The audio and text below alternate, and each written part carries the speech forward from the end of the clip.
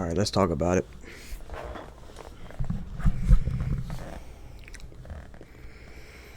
I am drunk because I drank a little bit during the card. Oh man, this card was crazy. Let's talk about it, man. We started off with Markel Medeiros dominating Mark Choisky. He beat up Choisky. I'm gonna keep it real. He beat him up, which I called. I did call that. I think I only got 2 fights wrong. No, 3. I got 3 fights wrong.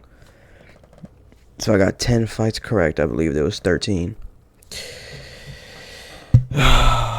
Markel Medeiros looked really good. Them leg kicks were nasty.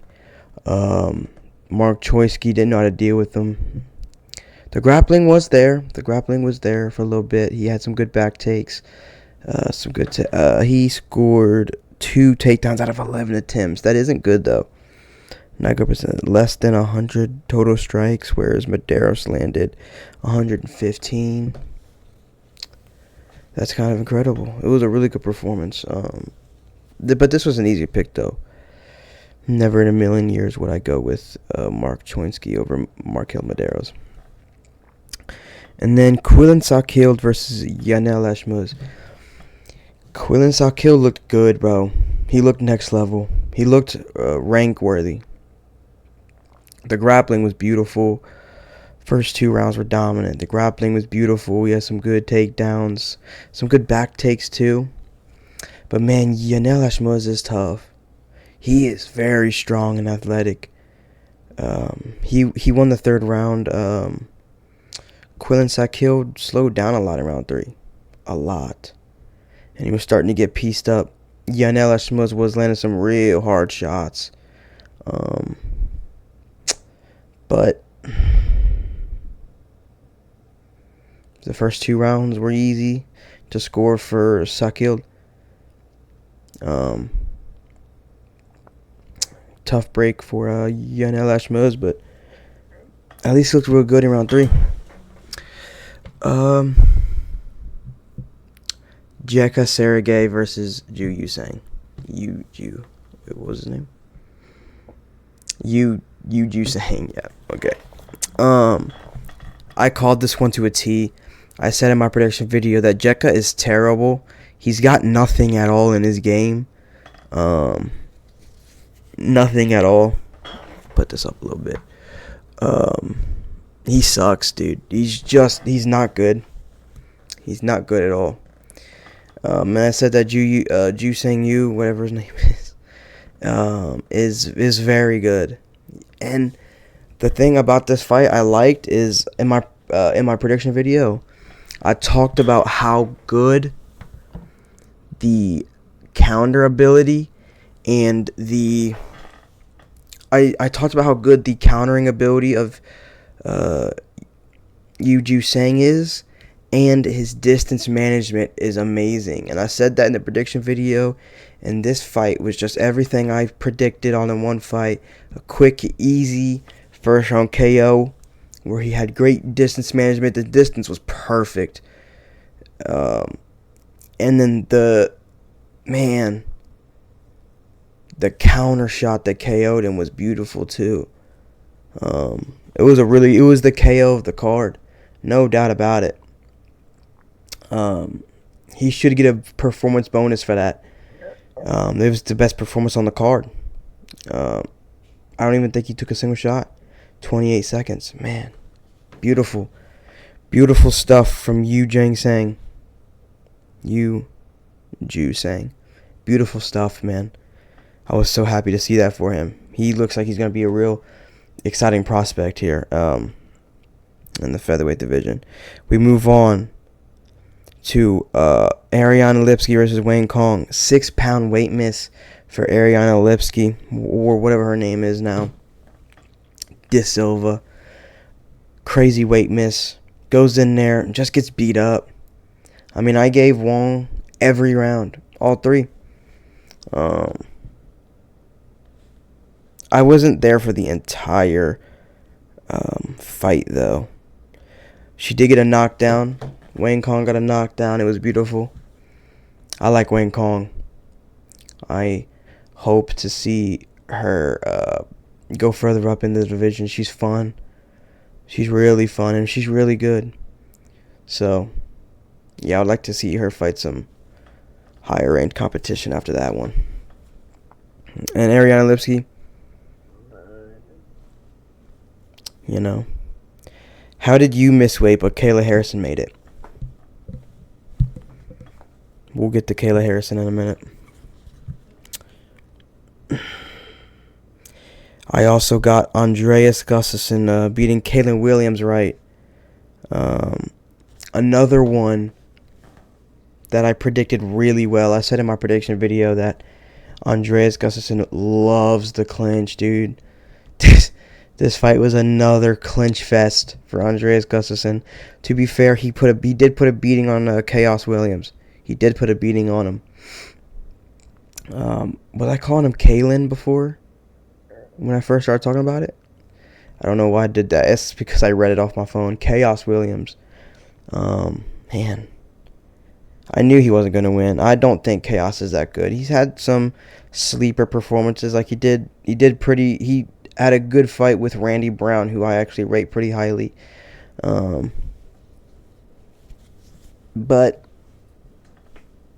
I don't know.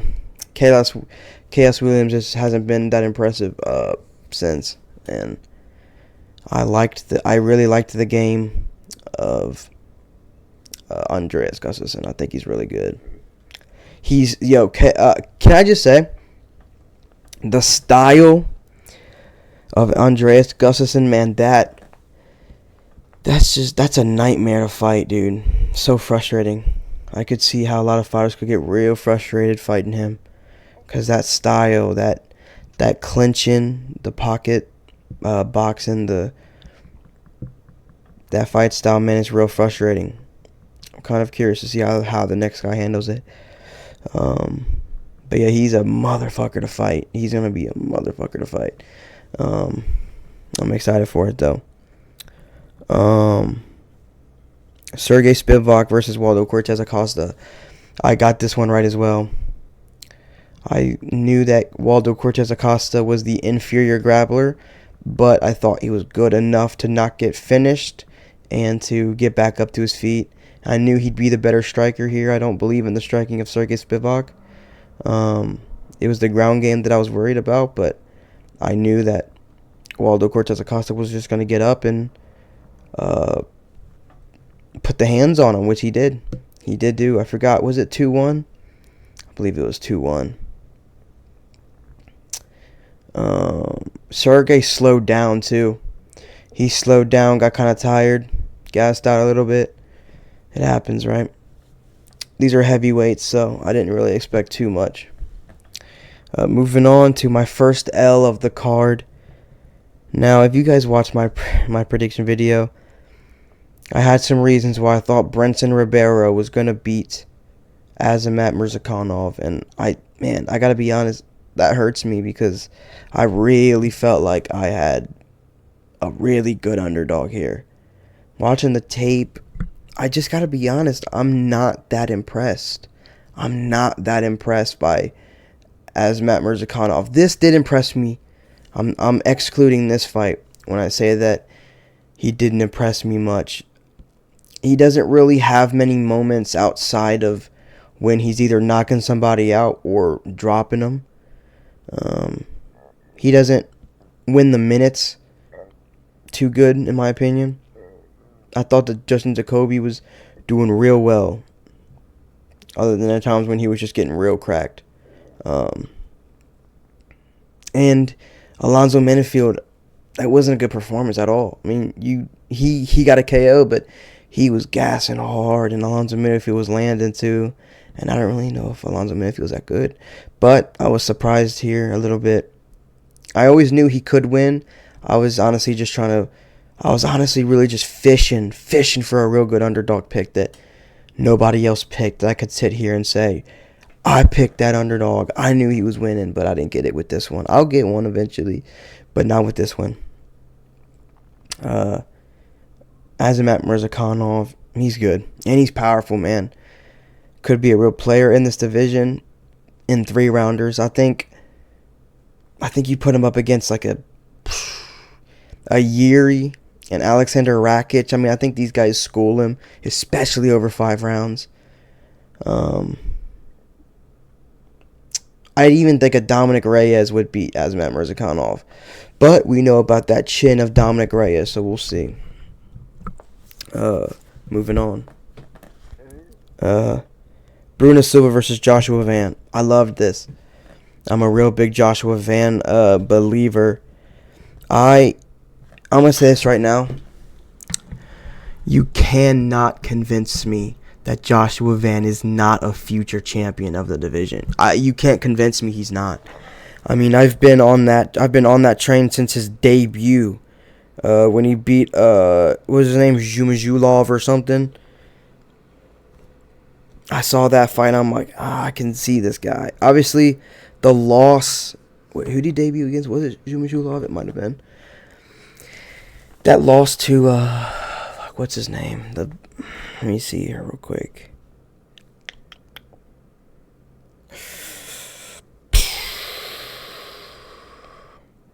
That loss to Charles Johnson. That hurts, man. That was crazy. I thought Joshua Van had that one in the bag. Charles Johnson, real big for the division. What is he? Is he 6 feet? 5'11"? 5'10"? He's that area. Crazy big for a flyweight. And Joshua Van seems to be exceptionally small for the flyweight division, which is kind of crazy. It's the smallest men's division. And you got Joshua Van over here clearly smaller than everybody else. And he's still putting whoopings on. Bruno Silva was pretty small. He's pretty small. About the same size as Van. Maybe a tad bigger. But he's just a lot. But he's wider than Josh Van as well. So, great performance from Joshua Van. So happy to see him succeed. I like Joshua Van a lot. I think he's a future champion. Give him a few years, though. He's only 23. I think he set a record tonight as well, didn't he? 3 knockdowns against Bruno Silva. I believe he set a record for the most knockdowns in a single flyweight fight, which is crazy because flyweights used to not get KOs or knockdowns like that. But Joshua Van is him. I love that. Congratulations, Joshua Van. I also believe Joshua Van should get some sort of bonus. Man. Moving up to the main card. You guys see the shirt? You guys see the shirt? Vicente Luque.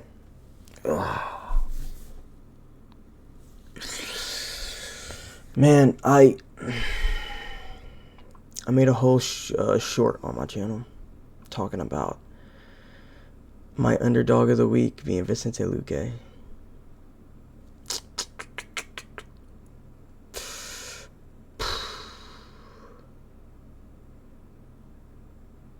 Man, what went wrong? He got cracked a few times by Kevin Holland. He took it pretty well. I was happy to see that.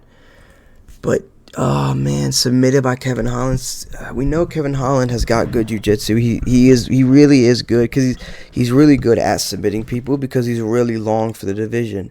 And his arms, man, when those pythons that he has of arms get wrapped around your neck, man, maybe it don't matter who you are, man. Kevin Holland might just submit you. Which is really impressive because Kevin Holland really hasn't been doing too well. But I've always believed that Kevin Holland is really good, and if he puts everything together, man, I'm tired. If he puts everything together and he cares and he fights like he cares, he could be a real player in the welterweight division. Not the middleweight, but the welterweight, I believe so. I'm tired, man. And I'm a little drunk. After this, I'm about to go to bed.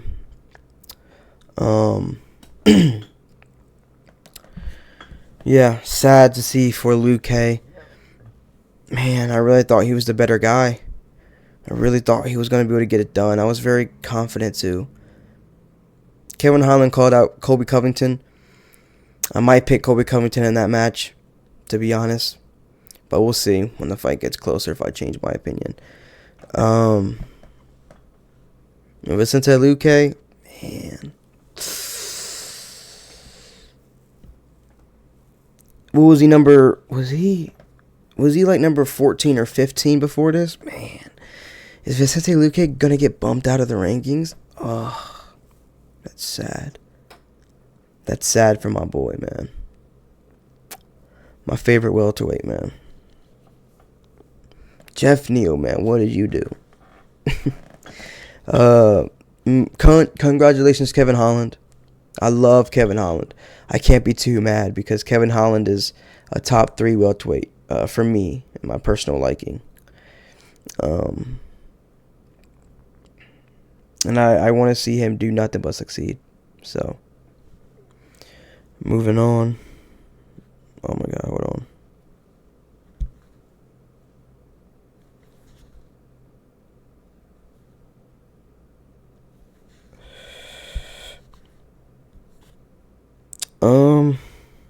Moving on.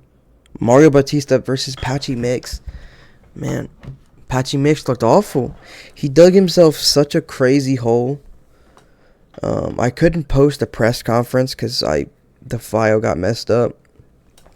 But I did react to it. You'll never see it though. But Patchy Mix, man, he dug himself a crazy hole. Super deep, saying he was like already looking past Mario Bautista. He was, no way I'm losing. I'm already looking past this guy. I'm going to show them why I'm the best bantamweight on earth. Just to not do nothing. No head movement? No foot movement? I mean, come on. You're standing there and you're getting hit with the same 1-2 every few seconds? Man.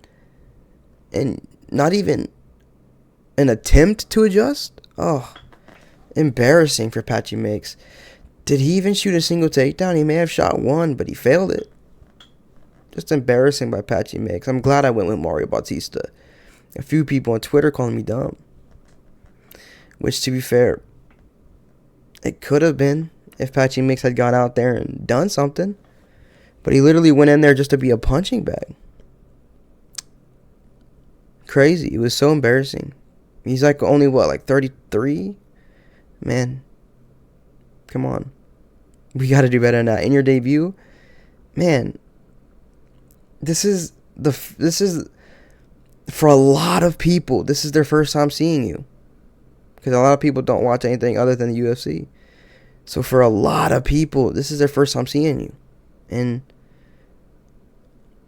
you just go out there and stink it up. Embarrassing. Embarrassing.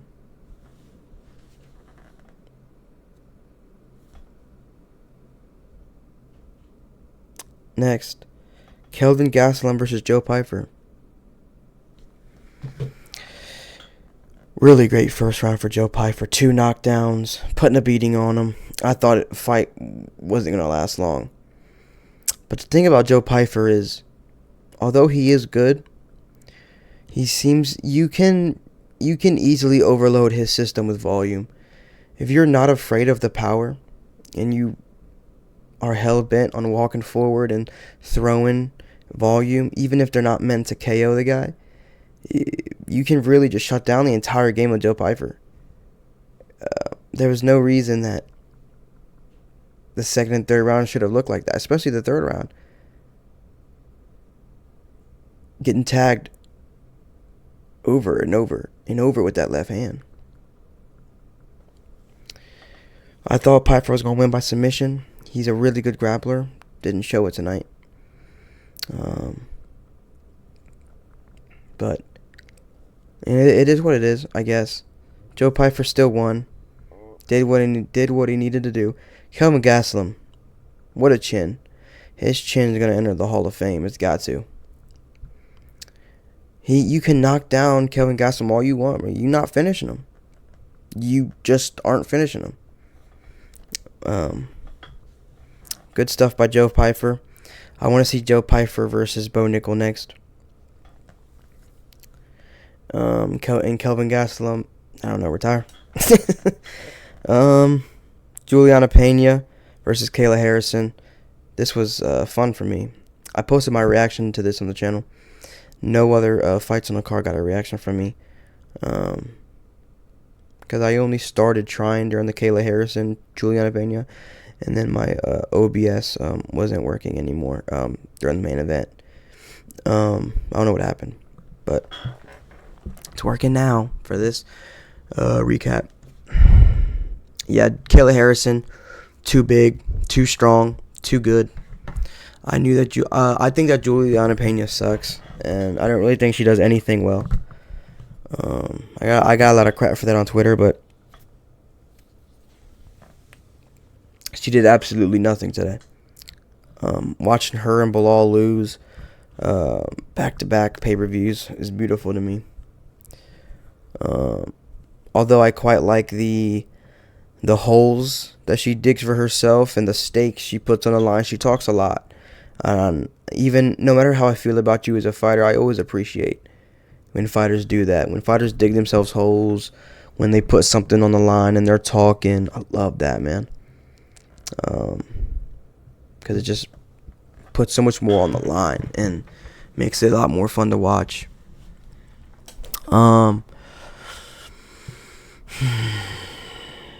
Good stuff for Kayla Harrison. She's a great human being. I like her. Happy to see her get that win. Her versus Amanda Nunes next, huh?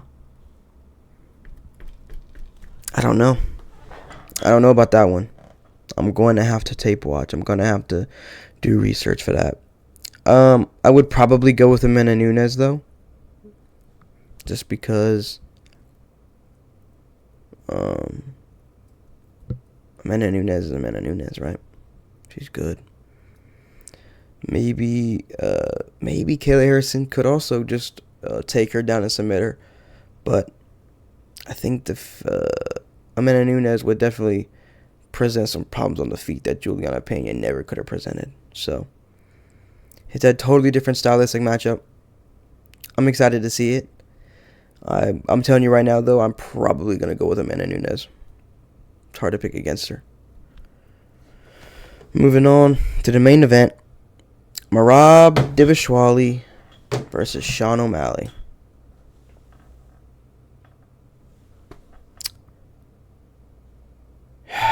Finished by Merab. Sean O'Malley had a better first 2 rounds, I'll say. He defended the takedowns better. He landed some better shots, I think. But that third round, man, dominant. Took Sean down. Submitted him, dude. Just submitted him. Merab he's a marauder. He's dangerous, man. And he's just opened up a whole new level of his games. Finishes? Oh, my God. Oh, my God. Don't let Merab start finishing people, please. Oh, my God. Corey Sandhagen will get it next. I think Joe Rogan confirmed that, yeah? Joe Rogan was like, your next challenger, Corey Sandhagen. Corey Sandhagen's going to lose. Let's keep it real. Corey Sandhagen, he doesn't have the power that O'Malley has. Or I think Sean O'Malley's just a better striker. In terms of power, speed, skill, timing, precision, distance management. I just think all around Sean O'Malley is a much better striker than Corey Sandhagen. With more power. Maybe better grappling. I don't know. No, Corey Sandhagen is probably a slightly better grappler than Corey Sandhagen. But, wait, what? Corey Sandhagen is probably a slightly better grappler than Sean O'Malley. But I will say, though, I was upset at Corey Sandhagen for losing that fight against Umar. Because one thing about Corey Sandhagen is he's one of those guys where he tries so hard to be so perfect that he gives up opportunities to hurt his opponents. You know, because in these grappling scenarios, he would rather try to do it perfect, get up with a whiz or a scramble, something like that, rather than trying to get up and win. when Corey Sandhagen would get back up, he wouldn't throw anything. He wouldn't punish Umar. He's not willing to get in there and get dirty. He tries to be too perfect, and it's his downfall. And he's also kind of fragile. Corey Sandhagen's fragile. I'm not going to go in too deep here, but I'm going to go with Merab over Corey Sandhagen. And Sean O'Malley, it looked like he was going to retire, man. He took off the gloves. But he's not retiring. He's going to go back and see what he can fix, man. But I'm going to give before I end this video, I'm going to give a small take at the end of this video. I think stylistically, if there is one man, if there's only one man that can defeat Merab Dvalishvili, it's Song Yadong. It just is. Song Yadong has a really good anti-grappling style. Obviously, he's going to get taken down by Merab. But I trust Song to get up. And he's a hard hitter. Good boxer, too, especially in the pocket.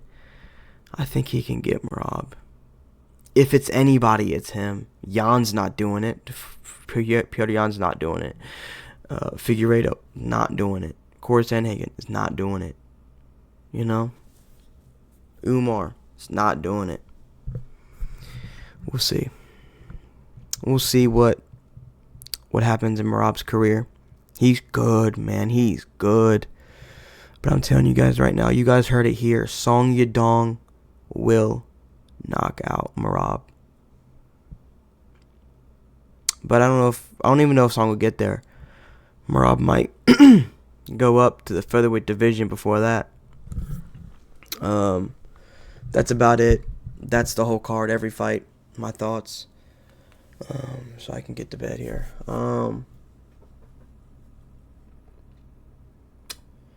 It was a good event. I enjoyed it. It was fun. There was some good finishes, some good fights.